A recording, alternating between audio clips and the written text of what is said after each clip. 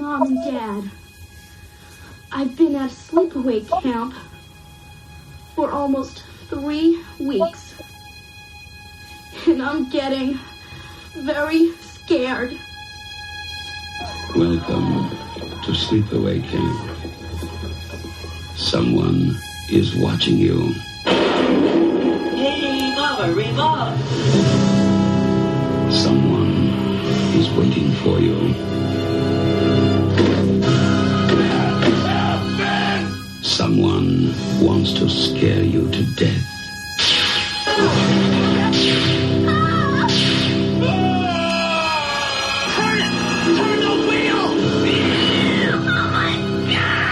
Sleepaway Camp. You won't be coming home.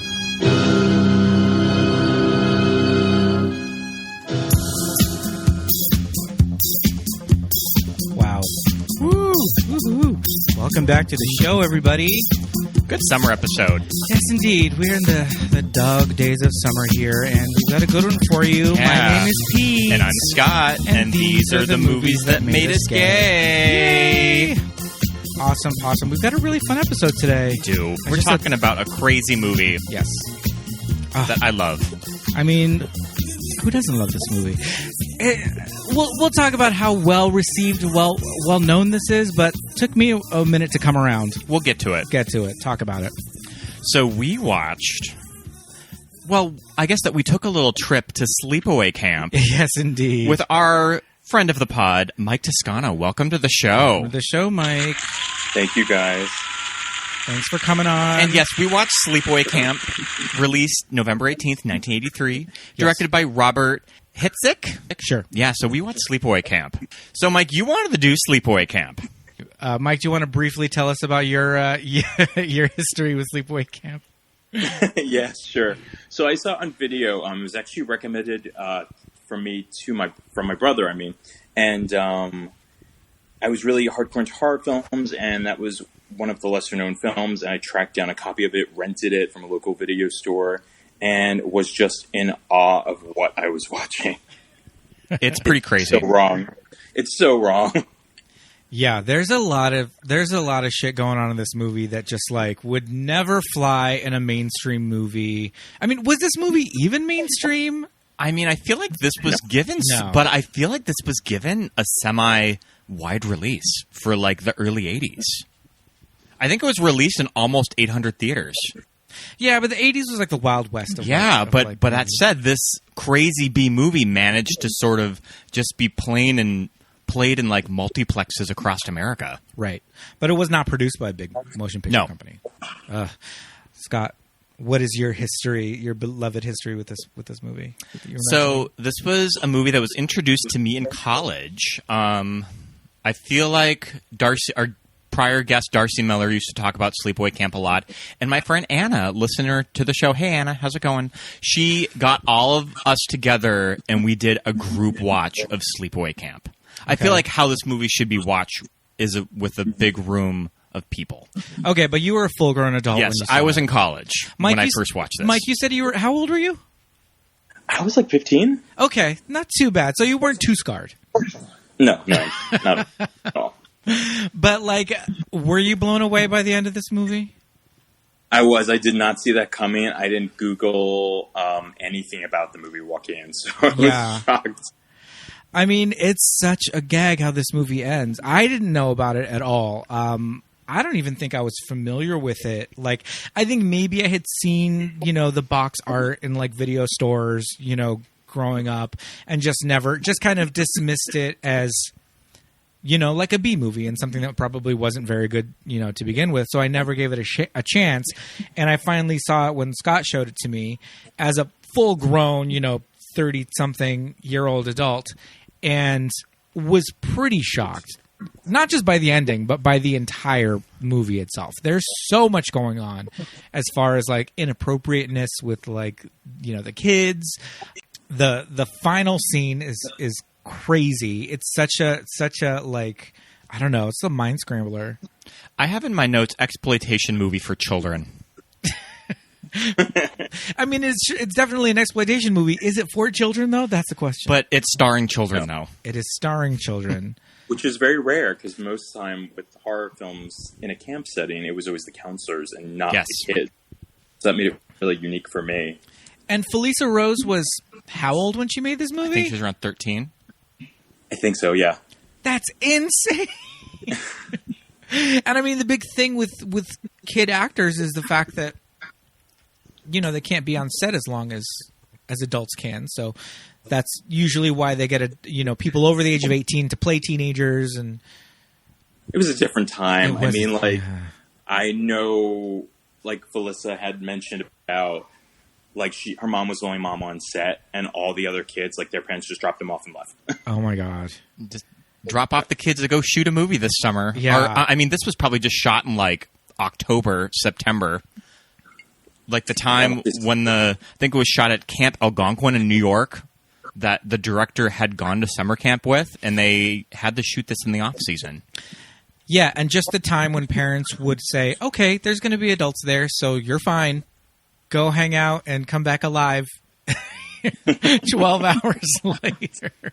I can't imagine. I don't know any of my friends with kids that would let their children go to a movie set and be dropped off to be picked up later.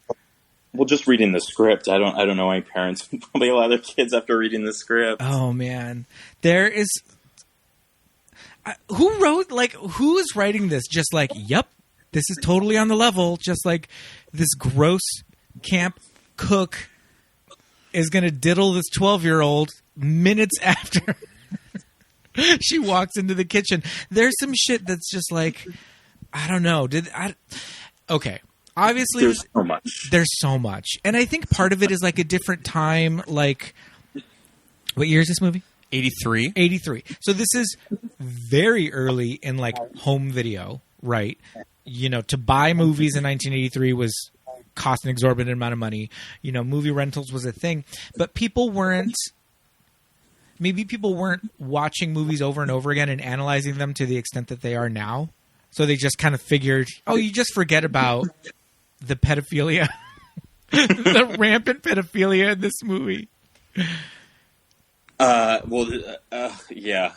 Yeah. I mean, it's funny because even I ended up watching it last night. Yeah. And there were things I like picked up on it that I was like, how did I not see this the first 50 times of me watching this movie? Sure. There's still so much to like dive into. Yeah, there really is. So, I mean, I guess we should just talk about the overarching like thread of this movie. Sure. With Angela and Ricky. Mm-hmm. And how they get there and how we get to this like bananas, and that's the thing. reveal. In like the first 5 minutes of the movie, it's just like, oh my God, this is insanity. Okay. So the opening of this movie, which is set in the past, you know, we get introduced to Angela and Ricky, right? As kids. No, it's Angela and Peter. It's Angela and Peter. As children. Yeah. On this lake. Is this the camp lake? It is. Okay, so we are to understand that this is the camp lake. Angela and Peter, brother and sister, two small children, on a boat with their dad. I believe the little boy is the Situation from Jersey Shore's younger brother, too. Mike the Situation? Mike the Situation. Yep, that's right. He's in the credits as Frank Sorrentino, but he has changed his name and it's now Maximo Sorrentino. He's fully embraced a little bit more of his Italian heritage. He's Maximo now. I love that. Okay, so we've got two kids. We've got this dad. They're just like on this tiny little boat. And then we cut to... I love this couple on the jet ski boat. This boat, okay, so there's a boat and they're pulling a water skier, and the water skier is like the best actress I've ever seen. Oh, she's like selling this material. She is fully the best actor. What's going on in this entire movie? She does not need to be water skiing at this point in her life. She is just she's freaked out. She's terrified, and the kid driving this boat is wearing shorts so high, so short, so high, so high. And I guess, yeah, is he just showing off for the girl that's with him? Well, she really wants to drive. Right. Oh, she wants to drive. Yeah, she wants to drive. She wants to drive the boat. Okay, but neither of them are watching where they're driving. And I have to say, okay, so the idea is that they like drive into, this boat with young Angela and Peter and their father, and well, the whole thing about Angela and Peter, and that's their father. Yes. Okay. We won't question too much of this. Now, wait a minute. Now I'm getting confused with just like... Don't worry about it. Oh, I'm here. Because I mapped out most of it. Because it's like... Is that Angela, though? Because I thought that Angela was the name that Aunt Martha gave her. Sure. Well, or him. Well, like, hence the twist of the movie. Mike, take it. Yes, that is absolutely true. We actually don't know what Angela's name is. We find out later that Martha names Peter Angela. So, yeah, we don't really know the name. Right. We don't know the names of either of the kids. Well, we know his name is Peter because she refers to him. Peter's sister bites the dust. She gets run over by the boat with the dad. Yes. We get that terrifying scream. I mean, suffice it to say, there's a boating accident. There were 2 kids and a dad and a mystery man on the shore. Yes. And he says that we have to go see the dock. And then it hints at that... he says the doc is coming, Aunt right? Martha, I believe, is she in the medical profession? Is she a doctor? Yeah, she's a doctor.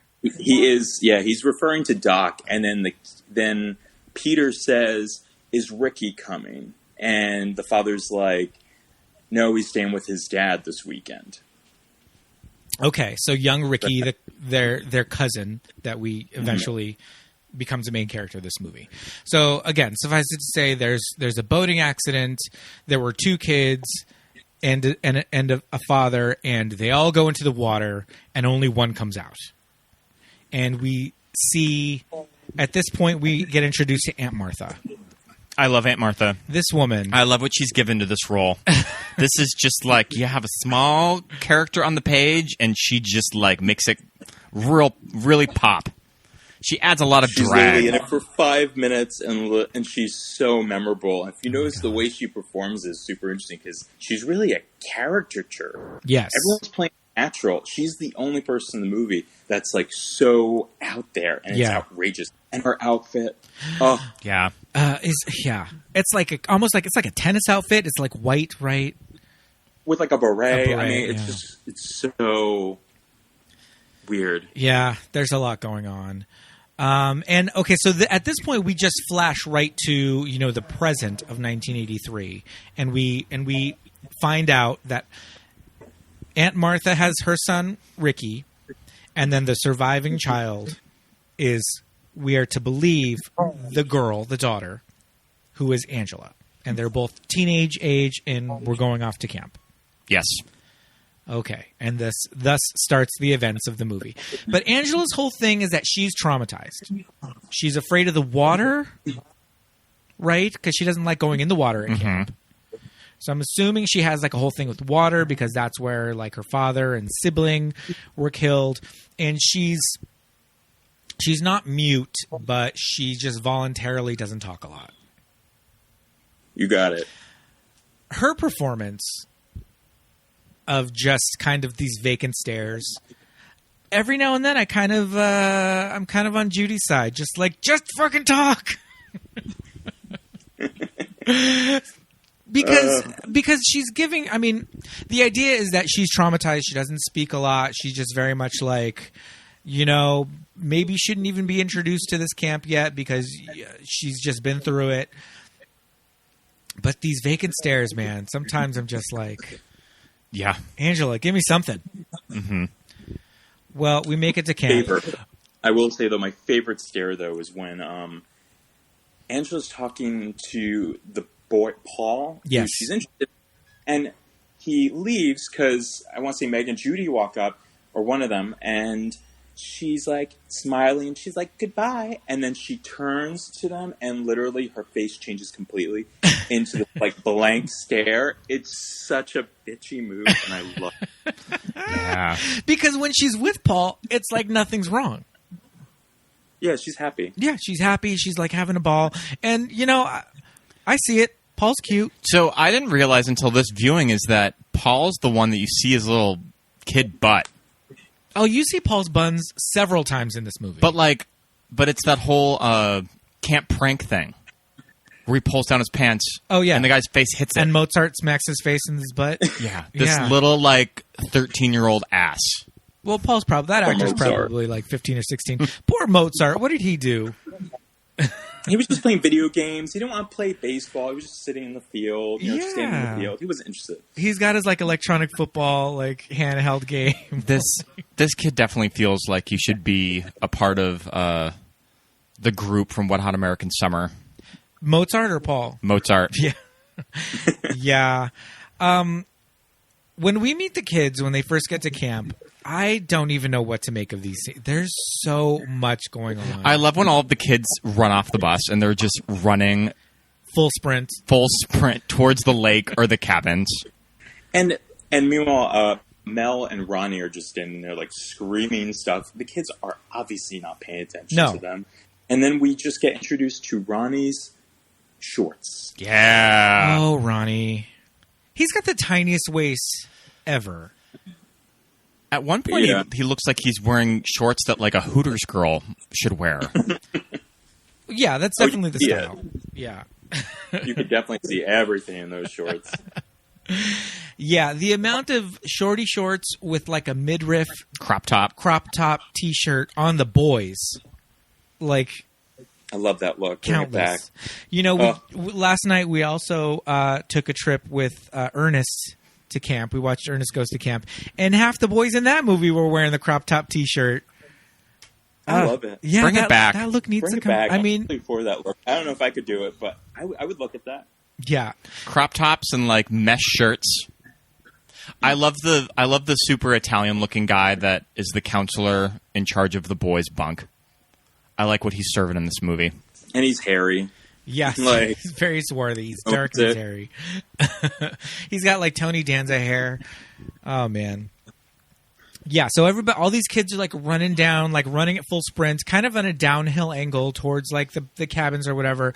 And this is where we first get introduced to the disgusting cook guy who's fully just oh yeah, here they come, these children for me to bang. Crazy. And the other cooks are just oh you. Classic. They don't even know what you're talking about. Classic so-and-so. Chickens. Oh my God, look at them chickens. And that's one of those things that I sometimes have to second guess or wake myself up when I'm revisiting this movie because I'm so used to how crazy it is that I sort of have to check myself. Oh no, this is insane. This is inappropriate. This is a little wrong. Oh, totally. I laughed though. Even the first time I watched it, I kind of laughed. You have to. What is this? What is the line that he says where he says oh, we got a saying for them? He says something about it's we call them baldies or something. Yeah, baldies. It's so cringy, but it's so great, and he looks so disgusting. He's cruising, all the kids running by. Oh my God! Giving light kisses to the air, and licking lips, and it's oh my God, what movie is this? Yeah. Who would have thought to include that little subplot into this movie? Oh man! So I mean, maybe at that point, when he finally does get his and falls into a boiling vat of, oil or whatever, at that point, you at the audience are all right, he's fully a child molester. He deserves it. And it eases you into just murder, child murder. It's justified. Yeah. Because by the end of this movie, some of these kids those campers who get hacked up with the hatchet, what did they do? What's up with that? They threw sand at Angela. They're the ones that threw sand at her? Okay, when she got thrown into the water. Okay, that makes sense then, because I did not put those two together. Because, those kids did throw sand at her, and I was like, fuck you, little sand-throwing shitheads. And nobody helped when, Meg and Judy are, throwing her in the water. They're just sitting there staring. Yeah, literally watching the whole thing, and there's, a lifeguard, a couple feet away. It's so mean. It's so mean. This is a very mean movie. It's a very mean movie. But he does call Meg a peckerhead, which I love. Mm-hmm. Meg and Judy. I love the idea of calling a girl a peckerhead. I don't know why. It's so funny. It's good. Meg, you're a real peckerhead. And she looks hurt. She looks genuinely Well, fuck. Maybe I am a peckerhead. And also, Meg has a lot going on, too. MEG. She's in this sordid affair with the guy that runs the camp. What's his name? The head? Mel. Mel. Why does Meg love Mel? So I get the whole, like, she's like the Lolita. She's, like, trying to sleep with the older men. But Mel, though? Of everyone, Mel. I know, but I guess, he was the owner, though. True. Maybe she's like a gold digger. She's trying to climb the ladder. She's trying to get that, camp property. She was excited, though. That was the weird thing. Like, even watched this movie again last night. She's, like, super excited. Like, she walks in, she says hi to Judy, and she's like, I have a hot date tonight. And Oh, she's my like, God. With who? She's like, secret. Like, she's so playing it very coy. Like, she's excited Yeah. to jump on this old man. Yes. But Judy knows, though. Like, she gives her, like a head shake, and she knows. Oh, yeah, it's Mel. We have a little clip of Meg's intro, which is kind of great. Do you want to hear that It's now? pretty iconic. All right, ladies, let's hurry it up and unpack so we can get these trunks the hell out of here. By the way, for those of you who don't know, the name is Meg. M-E-G. I love spelling out your name. So that's the level of acting that we Spelling that we're out dealing a three-letter name. So good. Just in case you weren't clear, she's the head bitch in charge.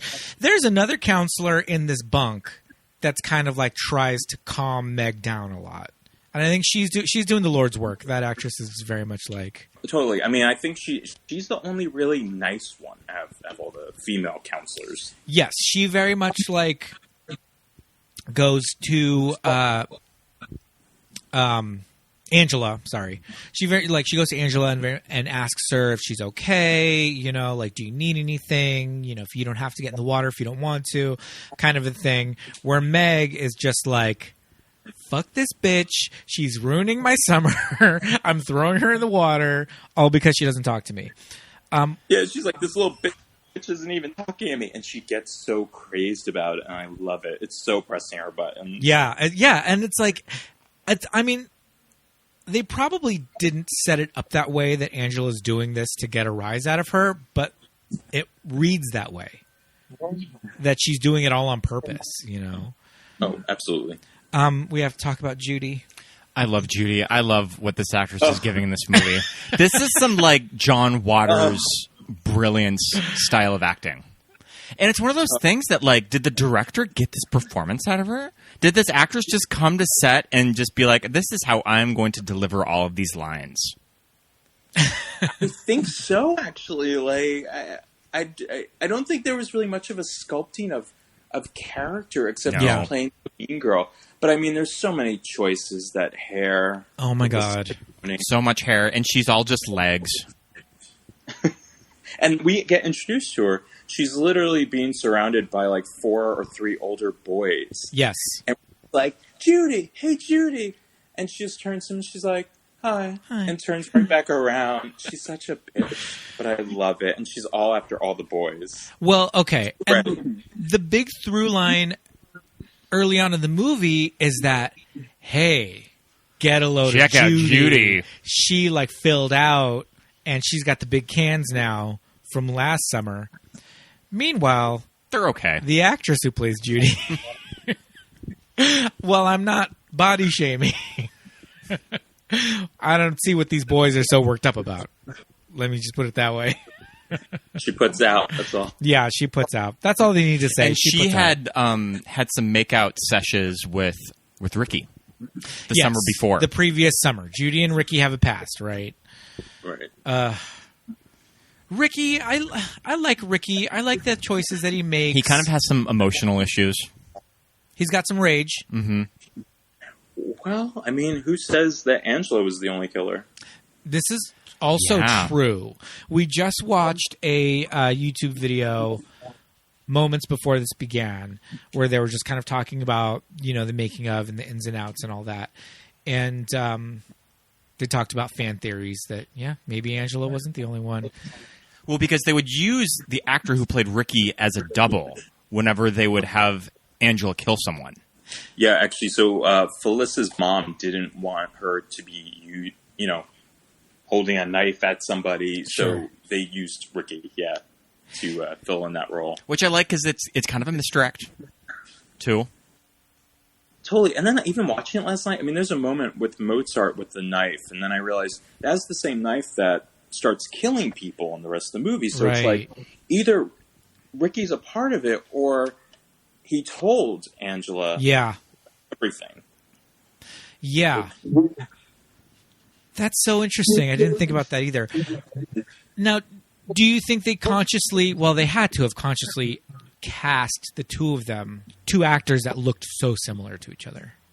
I don't know. I don't know about that one. Yeah. Because they do. I feel like it's crazy that they do resemble each other quite a lot. Oh, totally. They totally look like they could be family members. Yeah. And, there is that one shot of the killer, let's say. I think when he's coming after Judy, I think.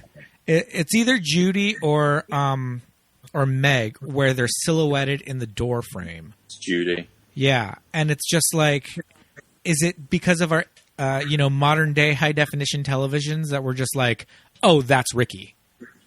Because it's 100% Ricky, right? Yeah, it's definitely Ricky. It actually looks like Ricky with a wig on. Yes, it does. It looks like he's wearing this weird mullet wig. Yeah. I don't know.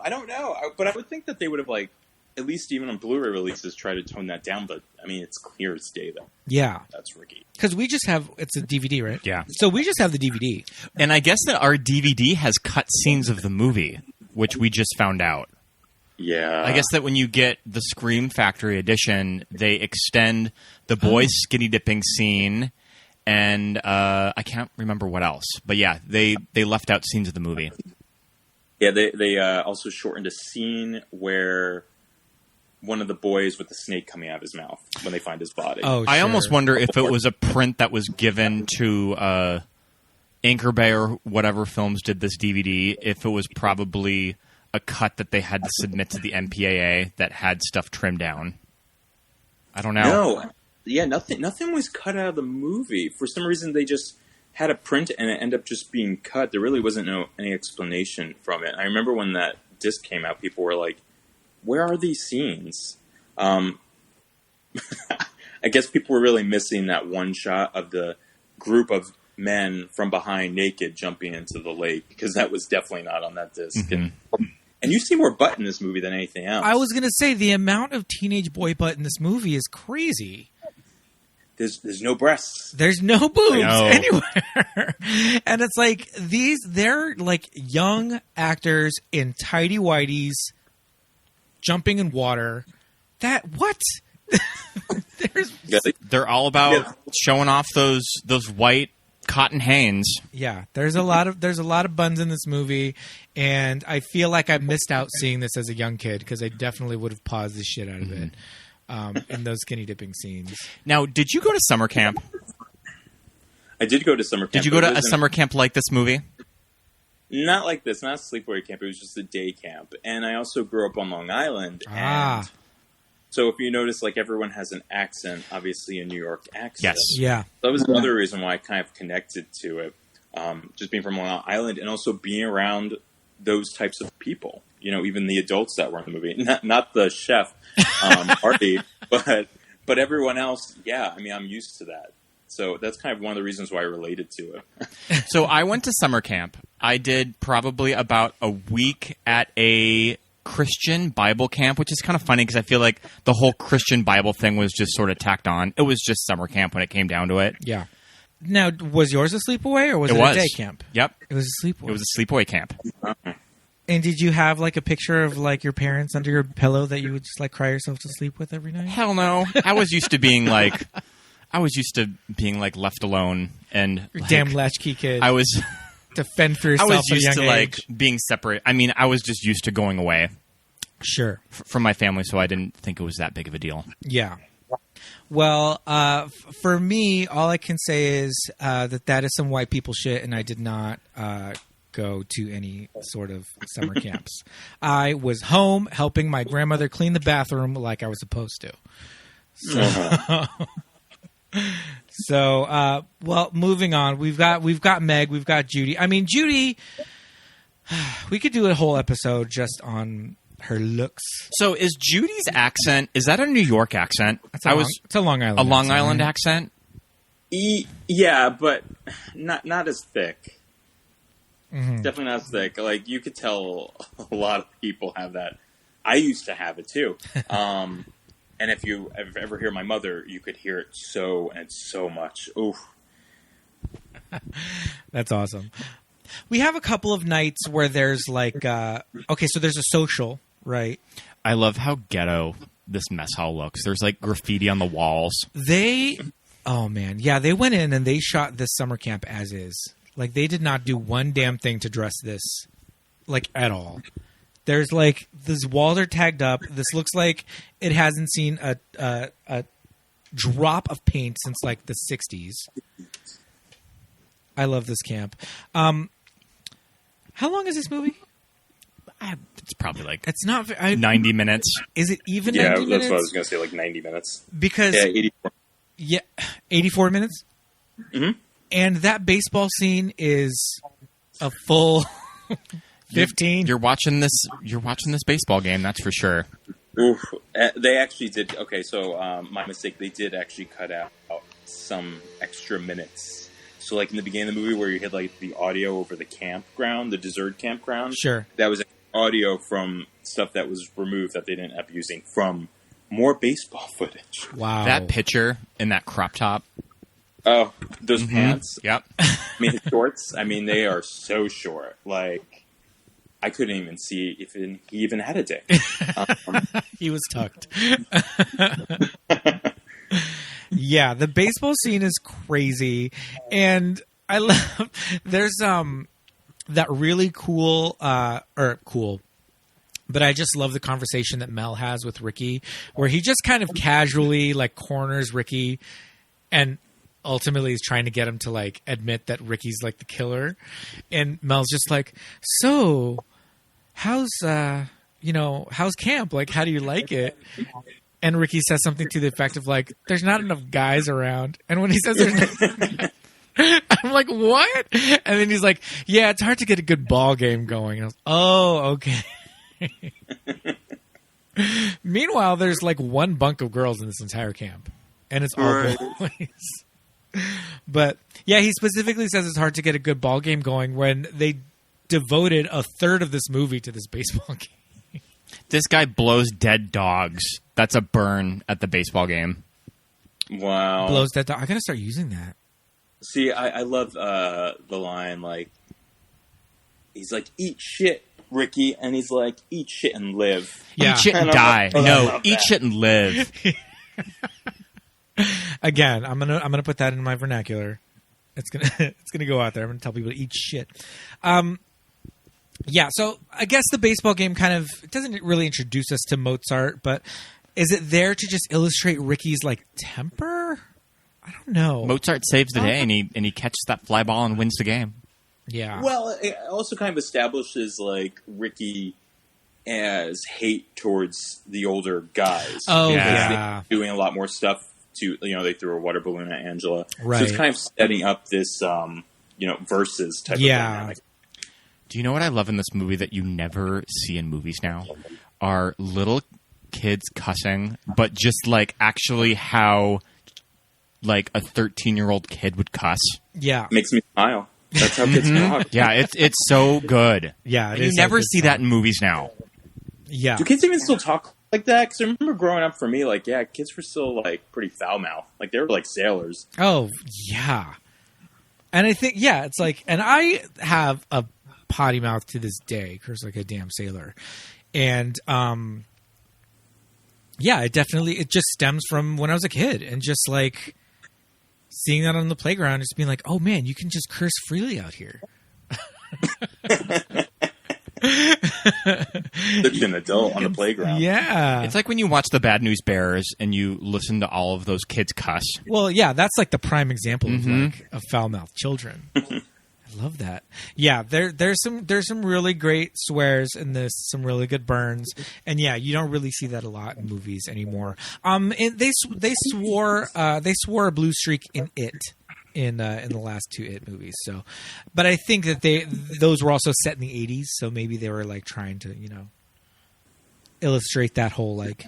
And they're getting their R rating anyway, so Yeah, and they felt like they could go there. That movie's a hard R. I mean, I feel like a hard R is probably on the cusp of an X, possibly getting either an X or an NC-17. And I guess the director was pretty sure that this movie was going to come back with an X rating. An X rating, and they got it back as an R. It's not that gory. I mean, if you think about it, like it's not like you see like blood and guts, especially in comparison to like Friday the 13th. Oh yeah, for sure. And if you're going to compare this to Friday the 13th, now I love the Friday movies. I think they're super entertaining, but I mean, that said, but what I like about Sleepaway Camp is that there always feels like something is happening. You know, like when you watch Friday the 13th and it feels like I am 30 minutes in and there is nothing happening in this movie. But this movie just feels like something consistently is going on. Yeah, I agree. Some of the Friday the 13th sequels are paced very slowly, and I don't know, maybe it's because of the length of this movie. It's pretty briskly paced. There's just like boom, boom, boom. We've got a lot going on, and they waste no time. No, well, I mean, maybe they wasted a little bit in the baseball scene, but got fluff up that running time just a little bit, and we got to see all of the shorty shorts and midriff t-shirts, the cutoffs. Oh, my favorite look of the movie is from the beefy assistant camp counselor when he's wearing that red number that's pinstriped and it has the collar on it. Do you remember that look? Where is he wearing it? I think it's kind of towards the last half of the movie. Is it short? Is it like no sleeves? Yeah, it's no sleeved. It's cut off. Is it Ron? Yeah, Ron. And it's red, and it has the collar on it. Yeah. Yeah, actually, that was like a little bit more early on in the film. I think actually right before the whole dynamic with Angela and the Artie the chef. But yeah, that scene though, yeah, I know which outfit you were talking about because I was like, I could see his dick, like it's hanging to the right. Yeah, it is hanging to the right. He may or may not be cut. I'm not sure. Oh my goodness! And those shaved legs too, because I mean, I take it this guy was a bodybuilder, so we just shaved his legs. Yep. Oh yeah. There's actually one funny shot where Mel is talking to Ricky, that scene you were talking about, and you could see Ronnie in the background just lifting weights, just flying himself in the hot sun in between them, and it just had me cracking up. It's like that's what he's doing right now. Just through this whole movie. I love that. Oh my god. So we could talk a little bit about the very first kill in this movie. Because we talked a little bit about this gross, cook. Why does Mel give Angela to him in the first place? Because she doesn't want to eat anything. There. Okay. Yeah. So he's like, this one's going to help you out. Take her. He gets Angela, takes her to a storeroom or a fridge or something, and just completely starts unbuckling his pants. Wastes no time. So she gets away. Ricky comes in and saves her, right? Right. Okay, so Ricky comes in and saves her, and then we cut to him alone making, I don't know, some corn. Yeah, he's boiling corn boiling in water. The largest pot I've ever seen in my life. It's like those pots when like Bugs Bunny would be sitting in it, and they're cutting up potatoes and onions. Totally.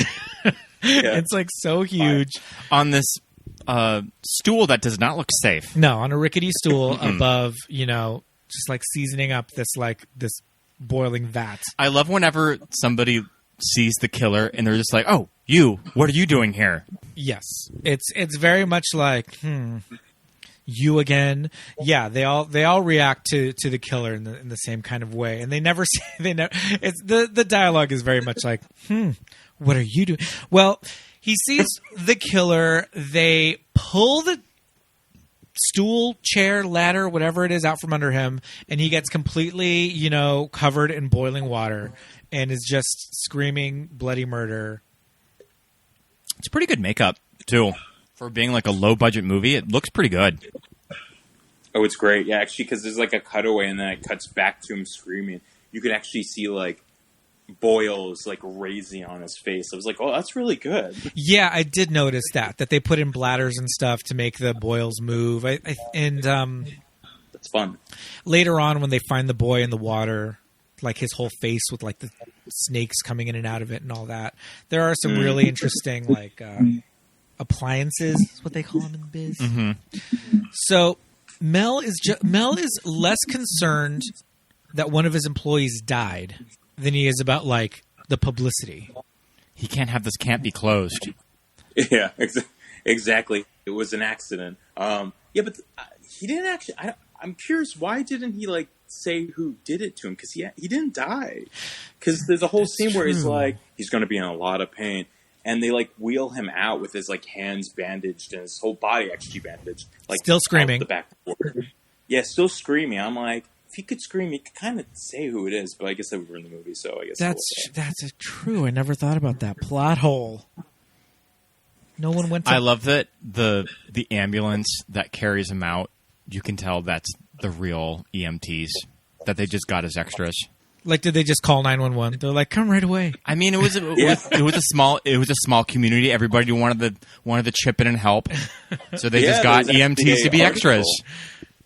About it that was like horror movie comes to town, and yeah, that's all legit. There's some real people. They let them use like the police cars and the ambulances. Yeah.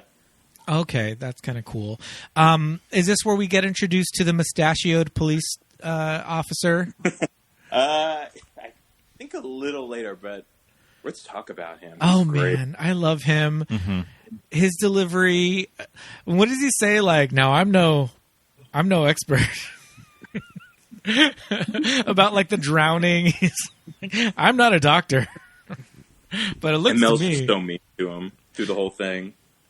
Every time I think of him, I just think of how he shows up later in that movie in that one shot where he's shocked from seeing a body. Yeah. And we look at his mustache. Oh my goodness. Yeah. And it's just like tape with some fur on it. This is definitely some dollar store. If you thought Henry Cavill's upper lip was distracting in the Justice League. Yeah, it's crazy. I mean, they just couldn't wait for him to grow a whole new mustache again. So they went to a grocery store parking lot and put some quarters in the machine. I feel like at that point, like, why even bother? Just film him without the mustache. He shaved it. Or just not do a close-up. Yeah. They could just have him, like, reading a newspaper and just, like, slowly lowering. Yeah. Have something to obscure it. You know? Yeah. A cape, maybe. I mean, I think it would have worked. It would have worked a lot better than the fake mustache we got. So the first murder's the chef. Then we don't kill anybody for a while. The second murder is on the lake. It is the boy that was bullying Angela. Yeah. What is the little song that he's singing? Hey, Bobbery Bob. What? Hey. I don't know what the heck what song is that? That is on Long Island thing. Yeah, right. Maybe they just couldn't get the rights to something. They're like, that sounds, like vaguely, Sha-na-na, what the kids at the time would have been listening to. I love the dynamics of the boys that want to go skinny dipping and the girls that are just like, no thanks.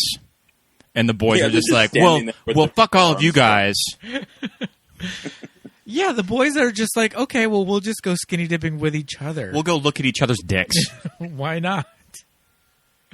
Well, those were the days. Those were the days. So this one boy was bullying Angela at the canteen, right? In the mess hall. In the mess hall. Yeah, they were trying to get with her or try to get like a reaction from her. So like he was trying to hit on her, and then like the other guy attempted without success either. So he lures some girl onto a canoe. I love that girl. I don't like how you just said that. Also, this canoe seems like it's just made of fiberglass, and it looks like very dangerous. It does not look like it's seaworthy. I guess that when the guy went overboard on it, they had to rush him to the ER because he cut his hand. Oh, I didn't even know that. When the canoe flipped over. Because that canoe looks like it's made of fiberglass, and it looks like it's like shipping, and like old bleacher seats that like fiberglass when it start getting thin, like the edges. Yeah, that'll slice you up, dude. Oof. Yeah, this camp, the facilities leave a lot to be desired, and Mel, frankly, is lucky that It's definitely not up to code. no, he is lucky that No. like the health department or somebody is not coming over here shutting him down for various reasons. Well, actually, it's funny because in that kitchen scene, when I was watching again, I was like, "Wow, look at all these like fly tapes hanging from the ceiling." Oh God! Like in every shot, even when there's a close up, I'm like, "Did that fly tape move so it would be in that shot?" Yeah, it's almost like three or four of them. yeah, it's almost like the fly tape is the only like set dressing in the movie, and it's so disgusting. It's great. Like they couldn't take that out of these shots. So gross. So this the Hey Baba Rebop kid, what does he say about like water snakes? He's like trying to scare the girl about like water snakes. Like, Yeah, and then he starts rocking the canoe back and forth. yeah. So then like he's underneath the capsized canoe, and like the head slowly comes up, very like Predator. Like the head like comes up out of the water, and he does the same thing. He's like, Oh, you! What are you doing here? Just wait till the guys find out about who I just saw. and what does she do to kill him? Just dunk his head underwater. She just drowns which him. makes no real sense. Yeah, this boy seems to be stronger than her. But that's another reason why they think it's Ricky, because Angela doesn't like the water. There you go. Yeah. She doesn't like the water. See, this movie's smarter than I give it credit for, at least. So I guess that the Mr. girl X. in the canoe with him that falls in the water and then she gets out, I guess that it's Yeah. a different girl that gets out of the water. I guess that it's a different actress. It If is? you watch really close. I need to rewatch this again. Oh my god! Don't pay attention to that. Don't pay that close attention. The Gaff Squad over here. Yeah. Jeez Louise. So we have some more stuff with Angela not wanting to participate in other volleyball. So you're sort of, even though you're not quite as nasty as Judy and Meg, you are kind of like, well, fuck Angela. Are you just going to sit on the bench and just flirt with the boys while we have to play volleyball? Yeah, because like at camp, you kind of have to participate in stuff, right? I would assume that they don't just let you do whatever the hell you want. I feel like if I went to this camp, it would be like prison style, that I would zero in on Meg and Judy, and I would have to get with them. Like you have to make to be friends with them, You so have they to- wouldn't fuck with you. Yeah, you have to make friends with the biggest badass. But you would just end up being like their lackey and just like getting shit for them. Yeah. you couldn't keep up with their mean bitch attitudes. So the clip that we have, Angela doesn't feel like going in the water. Is that where they throw her in? Yeah. That's a little later. About it, Angela. Let's go for a swim. Oh, what's the matter? You afraid? Huh? Huh? Well, say something, you spoiled little bitch. What's the problem? My good friend, Angela here, doesn't feel like going in the water today. No, she doesn't, does she? Well, I think I can fix that. No, stop it! Let me down! Stop it! And the entire time that Meg has Angela over her shoulder and she's walking down the pier to throw her in the water, Judy is like all up in Angela's face. She's wearing a really fierce bathing suit too. I think she's wearing the black and white one piece. Sure. Mm-hmm. But Judy's all up in her face, like taunting her and teasing her and like calling her a baby and all that. And it's like, come on, just grab her hair. Like Angela has plenty of opportunities to just like poke her in the eyes. Yeah, Angela's just like kicking, like idly. Yeah. All she has to do is grab a hold of Judy, like pull her down. Done. You're not a goddamn prima donna. I love that line. And there's also like a line that she says, oh, you don't want to get that beautiful bod in the water. And I'm like, oh, is that a diss? Yeah. Well, they also set up earlier that Angela doesn't shower with the rest of the girls. Mm-hmm. So That's also a really good scene. So where does Angela shower? Does she shower in the? I have questions about the shower that Meg meets her untimely demise in. It's a vacant cabin, I think.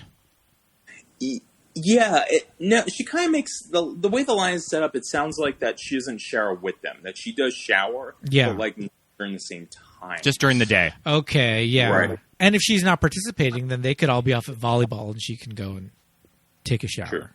All right. But also, this does beg the question: where is Meg showering? It was And if there's a vacant shower, why are all these girls in line for this? This is true. true. Who knows? Yeah, We needed to get Meg alone, but she's getting ready for her hot date with disgusting Mel He's going to make her dinner. at 9 or 9:30. Yeah, and she's so excited in that shower too. She's like, Yeah. like she's. Like, what the hell is she doing? Who showers like that? And what are you humming? I mean, if she's just if you were getting ready for this dinner date with Mel, I think you'd be just as jazzed. I love that it's when she goes to tell him like, "Oh, it's my day off." You said you'd like take me to dinner, and he's like, "Okay," and then he's like 9 or 9:30, and they're like, "Okay, well, which one? Is it 9 or 9:30?" Because like that's a big difference.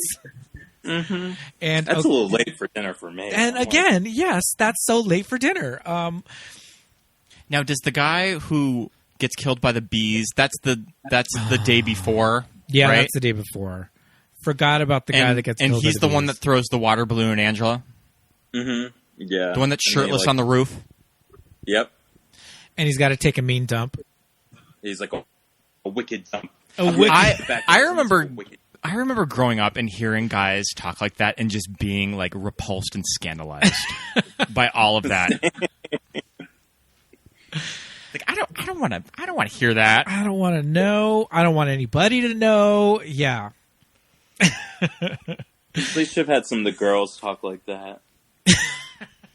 I have to go pee. Like, okay. I gotta go take a whiz. You hate that whiz. Yeah.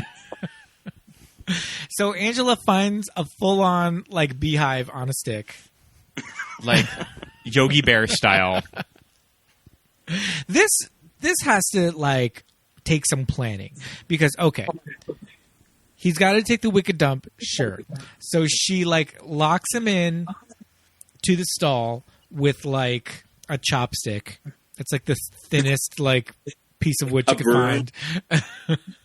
I mean, I'm assuming it's a broom handle, but it is like the babiest, thinnest broom handle. It's made of like a twig. I'm just saying a full-grown teenager could have like broken through that door. Right. So she locks him in. Then she's got to go find a beehive and it's on a stick and like.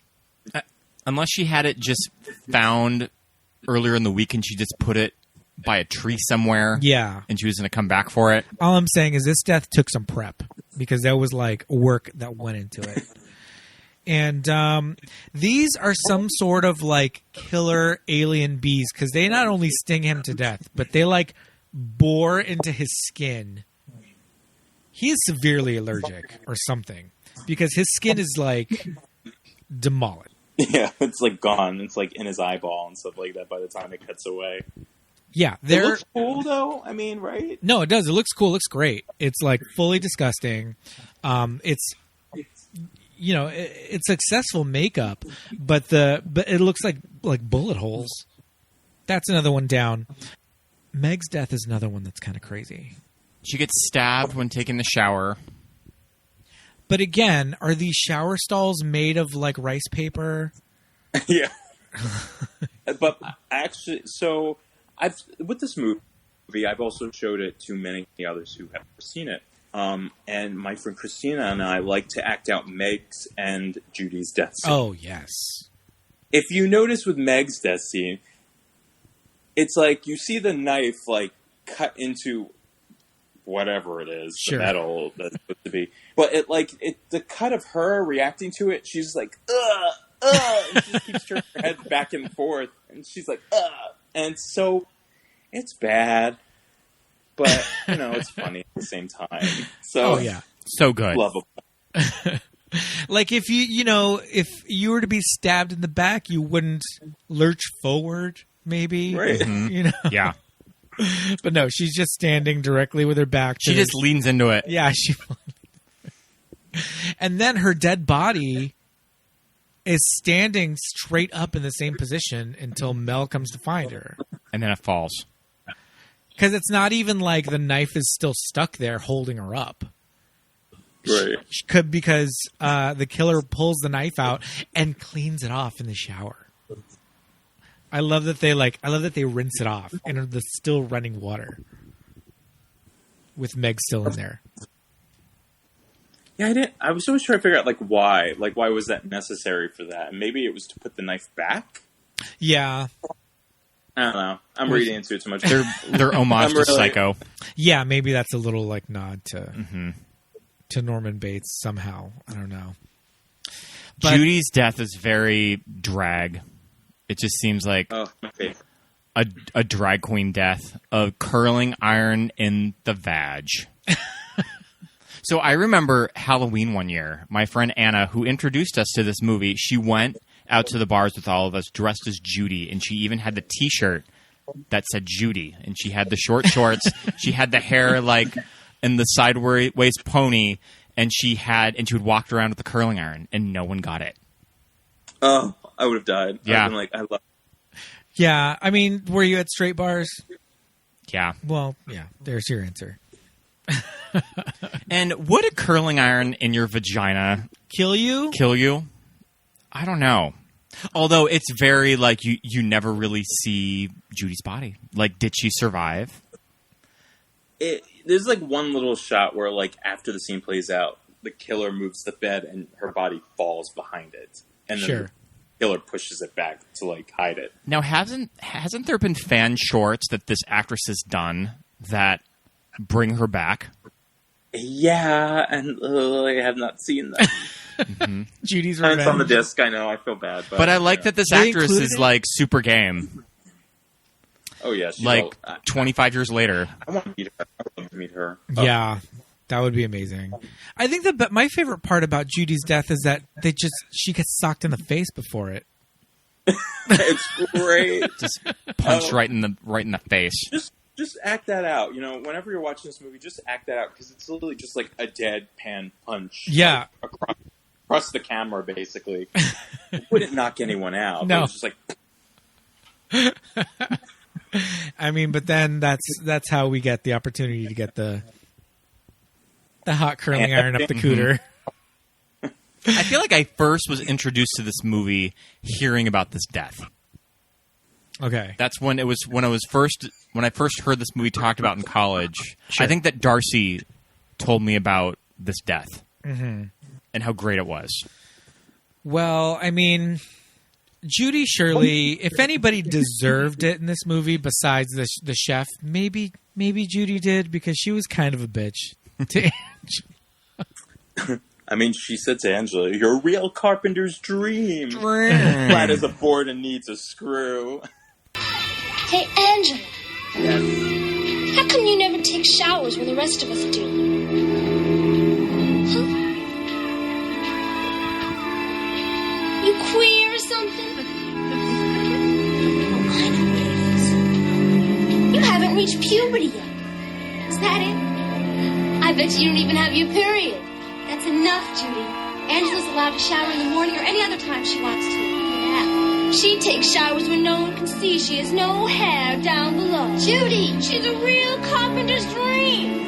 Flat as a board and needs a screw. That's enough. Fuck off. I mean, You want to talk about reading? I'm going down to see my cousin. I'll be back before dinner. she tells a counselor to fuck off. She deserved that slap. She deserved that slap at the very least. She deserved no fruit cup. Yeah. No fruit cup at dinner tonight. Can't be telling counselors to fuck off.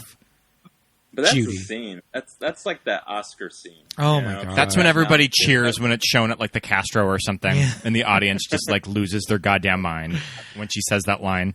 Yeah. Now, we've been to our share of movie revivals in theaters and drive-ins and all of that. I'm sure this has been shown at the New Beverly in Yeah, LA. because I was I'm going to sure say that they have. we haven't seen this in a theater. Mike, have you been able to see this anywhere? No, Yeah. unfortunately. I'm sure it's made some programming at the New Beverly or when the silent theater was a thing. Sure, but none of us have been lucky enough to see it on the big screen, on the silver screen. But there's still hope for the future. And also, that's the thing, is that a movie like this isn't as mainstream to be shown in some place like the Alamo Drafthouse or Cinespia at the Hollywood Forever Cemetery, because it's not quite like, it's still a little more like underground. Yeah, for sure, and still shocking. Yeah. That's the thing, is that all of the older classic 80s horror movies like Halloween and Friday the 13th, like, while they're really fun, they're not really like shocking. Yeah. Texas Chainsaw is still Yeah, pretty scary. Texas Chainsaw's still pretty fucked up, but yeah. Right. Or at least the first one was.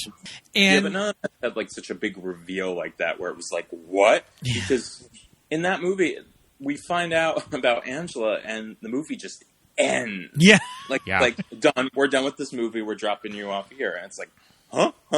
Like you Scooby Doo it. Yeah. Holding the head of Paul. Poor Paul. Oh, poor Paul. He got burned by Judy Yeah, he Paul- messed up. and decapitated. He didn't deserve it. I mean, why does she kill Paul?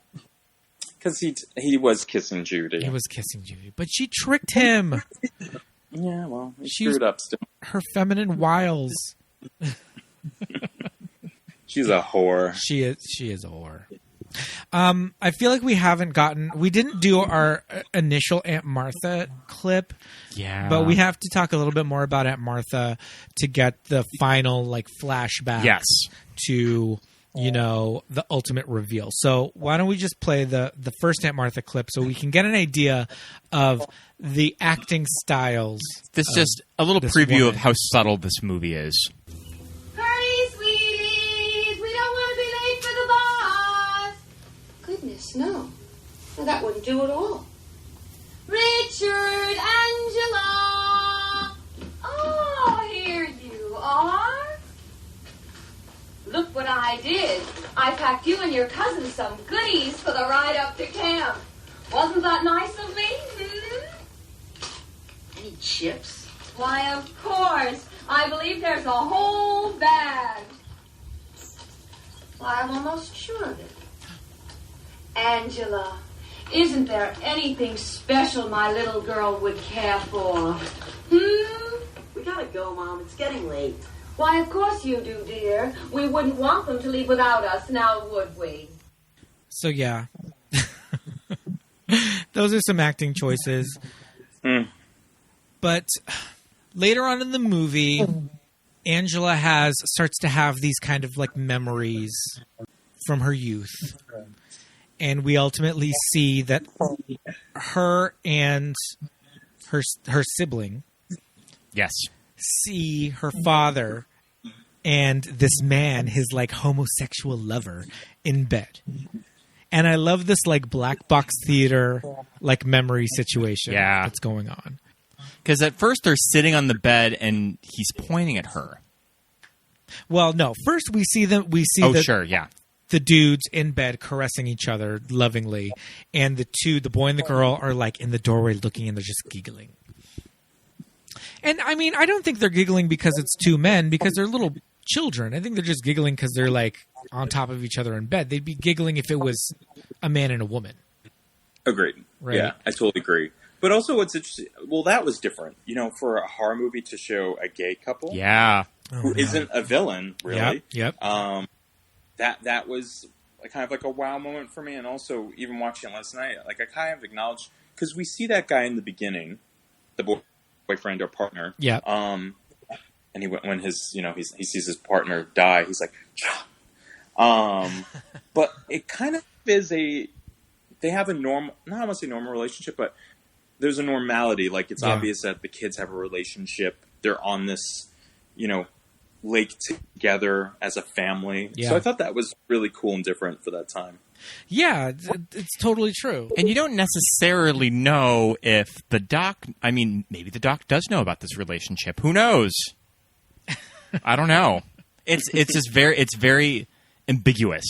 You don't really know the backstory. But the weird thing about this flashback is after the two kids see the men in bed caressing, then we get the two kids in a separate bed staring at each other, and the boy's like reaching out towards the little girl. What is going on there? Well, he's pointing at Angela. I think that for me, I kind of interpret it as being like he knows. And I think he does know through the whole movie because he's very protective of her, especially about the water thing. He's like super duper protective of her. So that was my interpretation. So is that Ricky? Ricky pointing to Angela. Okay, Yeah. it's not Peter. Oh, I thought it was Peter pointing at his sister. Well, yeah. Yeah. Was it? Oh, God. I don't know. I guess it works either way. Let's not think too hard about it. Yeah, I kind of went down like a rabbit hole last Yeah.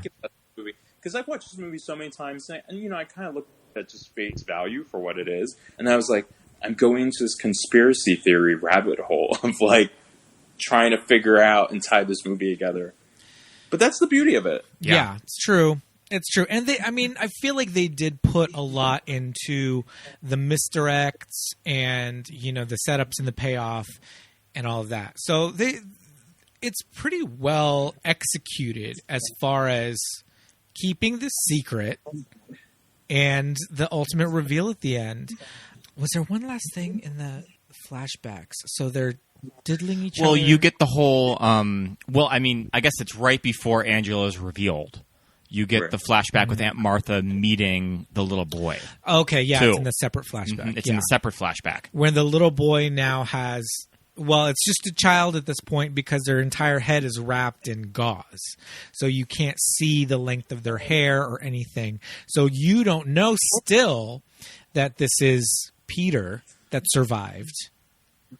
And now the doctor, Aunt Martha, has decided, well, I've already got Ricky.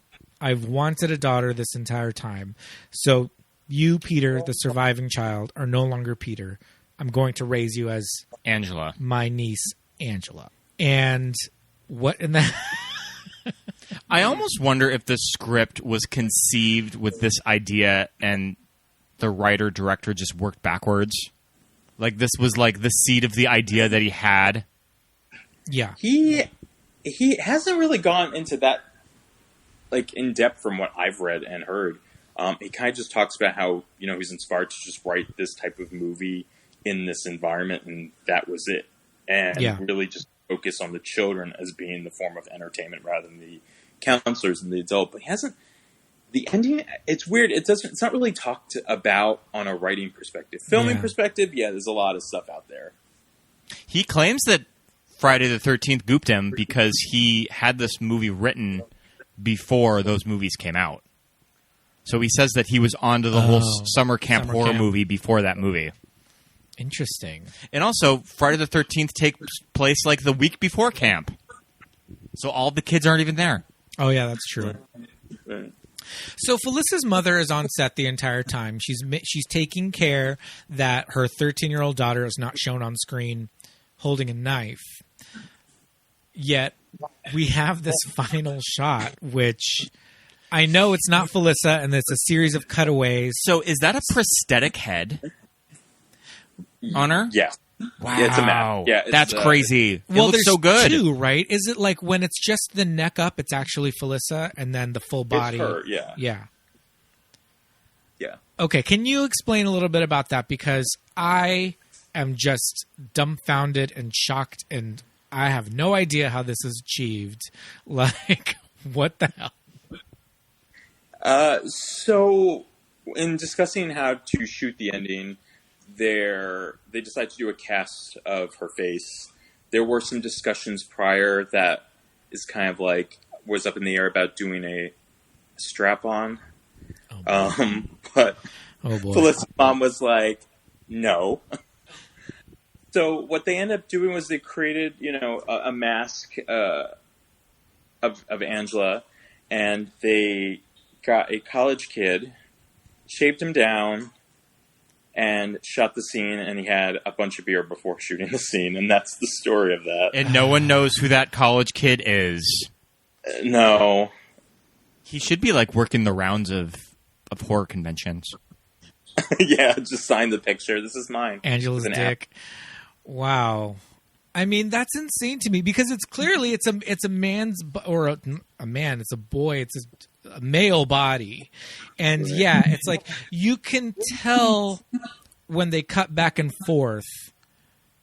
Yes, from the neck up, it's her, and then I couldn't tell if it was a mask, if it was some kind of an optical like special effects shot where they like a head replacement kind of a deal because it's so dark. Yeah. But it's successful. Yeah, I'm trying to remember because they talked about like what kind of mask it was, like the type of material that they used, because it was almost transparent a little bit, like a latex, probably, or not latex, silicone, like a rubber. Are you wearing the scene on your shirt? I am. I really am. Oh, so good.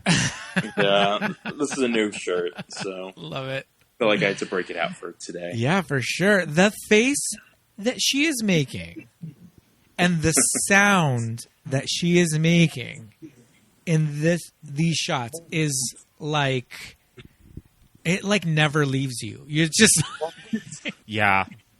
It scars you. Oh, it's so good. It's such a huge, and the only thing you hear is with that face. The sound effects, the vocalization, the look on the face, like all of it, like put together, is so crazy, and it's just so jarring, and yeah, like it just makes you feel like, whoa, what am I watching? Yeah. And if you don't know the reveal as you're watching it, it's just like it's a gag. It is a gag. You don't see it coming at all. I didn't see it coming, but it makes total sense. Yeah, I mean, at the end of the day, it does make sense. And the whole, theory of maybe it wasn't only Angela also makes sense. Mm-hmm. She could have been working, like Ricky could have been working with her. So, Mel could have been onto something. But,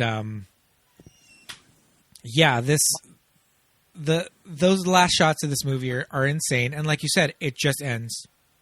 It's just the end. I love the song that plays during the credits. But what else could we have gotten if it didn't just end there? I mean, are we going to get like some weird like Psycho style wrap up with this like, this like psychiatrist giving this like really horrible 80s like explanation of like, transgender identity that would have not aged well at all? Oh boy. So that's a whole other conversation about all that. But yeah, I guess that's the only way they could have continued with that. Yeah. Because in the sequels, I mean, the original director and writer sold off the rights, and it kind of went into a different direction. But yeah, I guess that would be the only thing. But would that be necessary? I guess could have fleshed out a little tiny bit more of just the motivation, right? Yeah, possibly, but it is maybe it's more memorable that it just ends that way, that you're just like, whoa. Yeah. You just have these questions about like, what the hell? Because then it does make you question, Angela, because now that we know Angela was born Peter and just was forced to become Angela by her aunt, how attracted to Paul was she? Like how much of her initial like identity is there still? So it's a whole other thing. Oh, it's so loaded. I mean, it's even when I brought up this and I was like Scotty about it. I was just like, after, I was like, oh shoot, there's so much in this movie to dive into. Yeah. And there are people who think this movie is homophobic and transphobic. Could this be done today? Ooh. No. Yeah. Well, we might see it because it looks like it's moving forward in a reboot. Oh, wow. I've been reading about this reboot for a good 10 years now. Well, I remember there was supposed to be a sequel around like the 2010s, and now it's just a full reboot.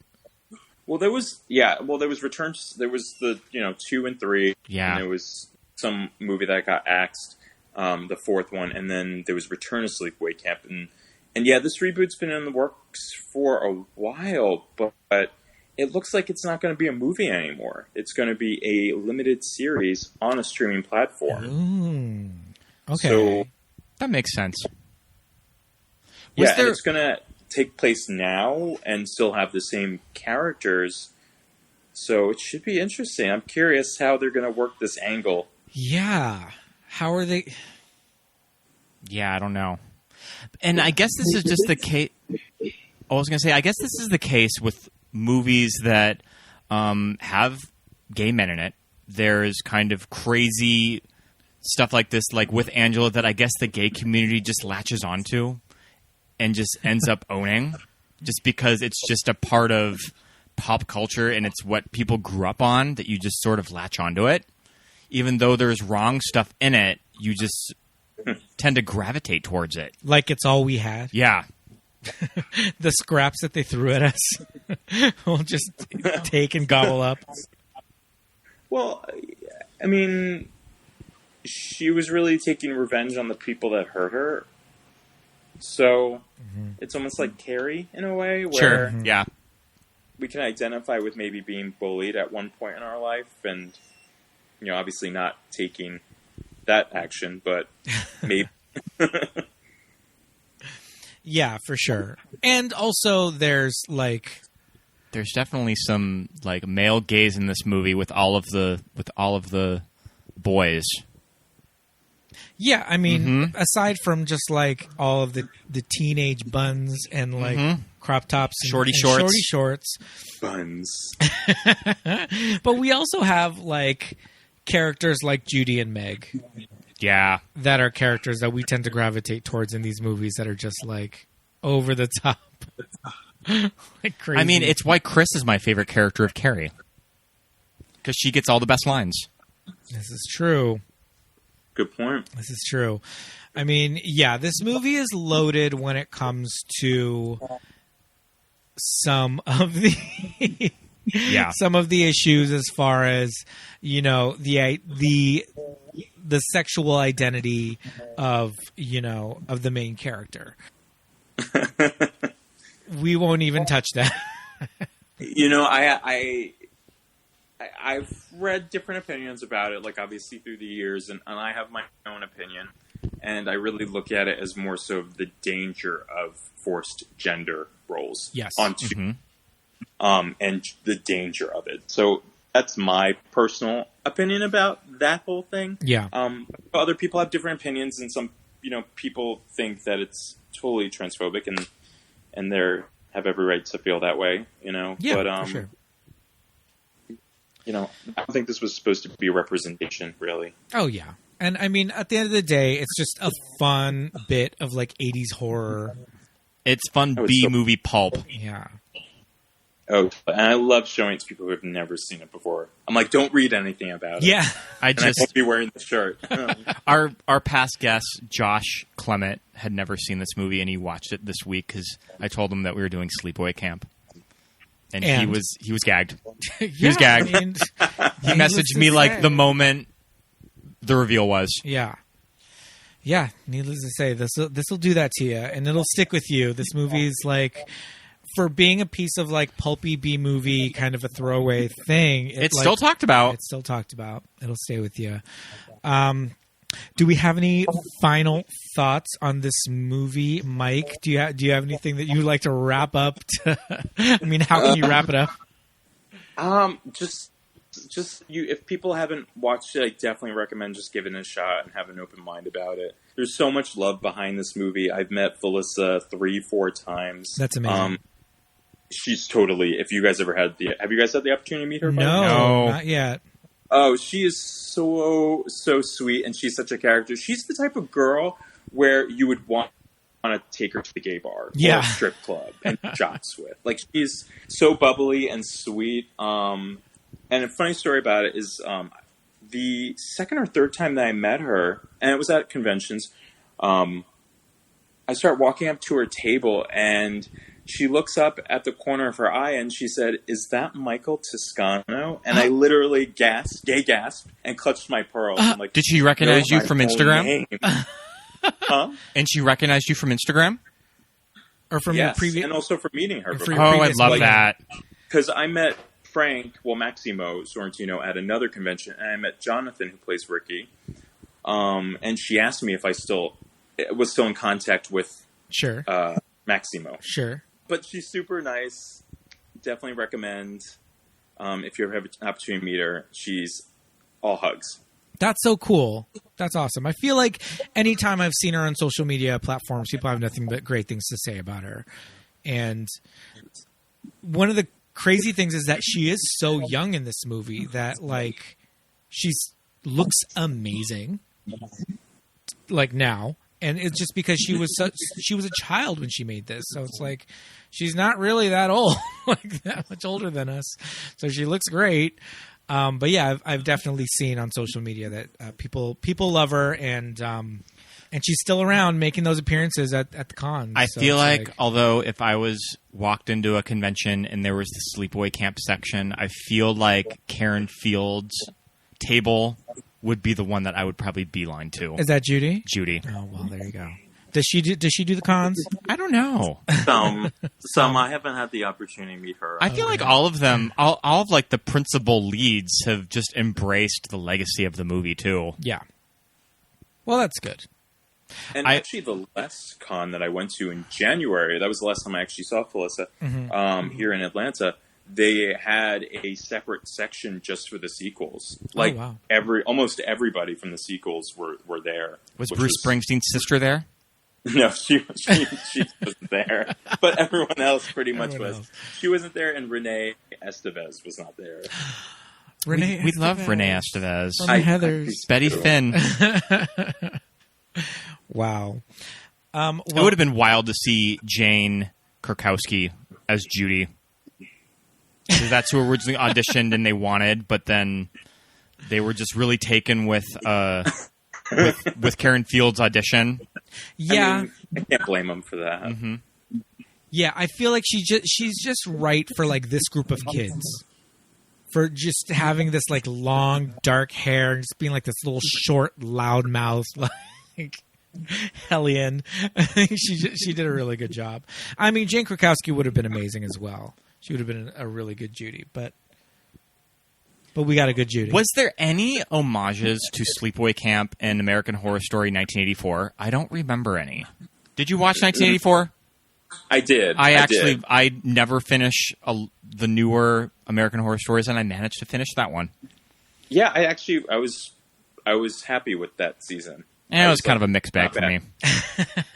I liked all of the early episodes in the camp. But Gus Kenworthy, maybe he can, take a couple acting classes. That's just my that's just my 2 cents. Well, Scott, do you have any final thoughts to wrap up our Sleepaway Camp? I noticed on this version that I had an appreciation for full orchestra score in this movie. Full orchestra score. It was not synthesized. It's a full score. Yeah. Wow, they got money for that. I didn't realize that. Yeah. And the movie is dedicated to the director's mom, and the movie was funded with insurance money from her death. So, oh my God. Oh, Yep. Isn't there a dedication card at the beginning of the movie? There's a dedication card at the beginning of the movie. What does it say? I think it says like to my mom or something. It just says door. door in loving memory of door. And then it is his mom. Sure. But yeah, they funded it through insurance money.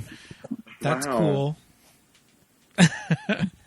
I mean, he didn't really do much after this. I mean, he was given a bunch of money for the rights, hence why the sequels took a different direction. And Sure. he did come back. From what I read, he wanted to have a family, and now he's working for a law firm. Okay. So kind of like stepped out of the game, but it looks like he's slowly coming back with Return and this reboot that's been on the books for a while. So he's part of the reboot. Oh, yeah. Oh, that's Yeah, good. That's good. That's good to hear.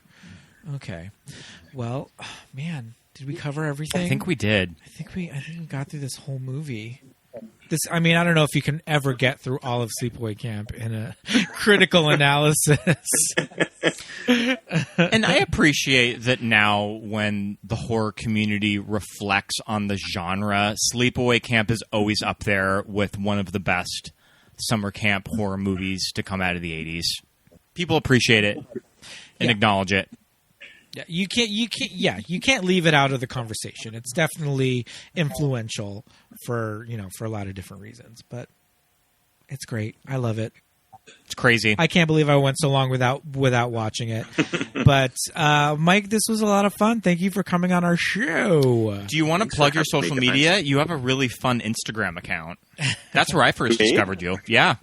But thank you again, Mike, for coming on. This was so much fun. We would love to do it guys. again. Maybe in the future we can come on for another show. But thank you so much for coming on. Well, thank you for having me. I was looking at all the episodes that you guys have done. I'm like trying to think of other movies that made me. Oh, send the recommendations Yeah, your way. I'm sorry. And also, anytime you want to come on, just reach out. Will do. Yeah, anytime if you can think of another movie that contributed to your homosexuality. We've already had repeat guests, so don't feel like you've done one and you have to wait a while. Yeah, indeed. But it's been so much fun, dude. Ditto. We will talk to you soon. And have a good weekend. See you later. You two guys. Thank you. You're welcome. Bye. Bye. And listeners, thank you so much for listening to another week of movies that Yeah. made us gay. We kind of had an interesting lineup. We've done kind of a whole streak of movies from the 80s. Yes, indeed. We've done a lot of 80s movies. Before that, we did a lot of 90s movies. But, We'll probably be diving back into the 90s. I mean... Before come you know on. it. Those were the movies that made us gay. That's when we came up. So what are we going to do? We have a really good guest for next week. Well, you'll have to come back next week to find out who that really good guest is. And if you'd like to follow us on social media, I hope you already are doing that, because you can find us on Facebook and Instagram at Movies That Made Us Gay. You can find us on Twitter at NTMUG Pod. Yes, indeed. We would love it if you would rate, review, and subscribe to our podcast on iTunes. While you're there, give us 5 stars. Give us 5 stars. And write us a review while you're at it. It's free. Do it for Judy and Meg. Do it for Judy and Meg. And until next week, everybody, unpleasant dreams. Bye. Bye. I bet you don't even have your period. That's enough, Judy. Angela's allowed to shower in the morning or any other time she wants to. Yeah. She takes showers when no one can see. She has no hair down below. Judy! She's a real carpenter's dream. Delilah's a boarder and needs a